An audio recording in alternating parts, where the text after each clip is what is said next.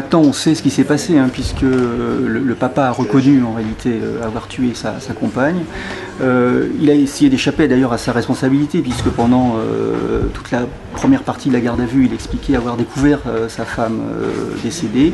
En réalité, il a reconnu qu'il y avait eu une altercation en fin d'après-midi et qu'après avoir porté un premier coup de poing, il y avait eu un déchaînement de violence, utilisation d'un couteau, et on a une trentaine de coups de couteau qui ont été portés sur la victime. Dans les premières heures, sa version c'était qu'il était retourné à son domicile après s'être rendu sur un terrain de sport et qu'il avait découvert sa femme décédée, avec d'ailleurs dans sa version la disparition de sa fille aînée. On sait que c'était un couple qui était en difficulté, hein, puisque la maman avait quitté le domicile conjugal il y a quelques mois, elle était revenue. Il y avait eu à un moment une intervention de la gendarmerie, mais pour une altercation. Elle n'avait pas souhaité d'ailleurs déposer plainte, il n'y avait pas de violence physique avérée dans le cadre de cette affaire.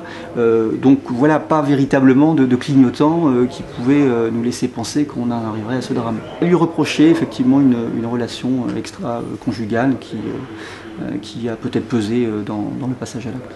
Il encourt la perpétuité, hein, puisqu'on est sur un homicide volontaire commis par concubin. Donc c'est la perpétuité qui est encourue.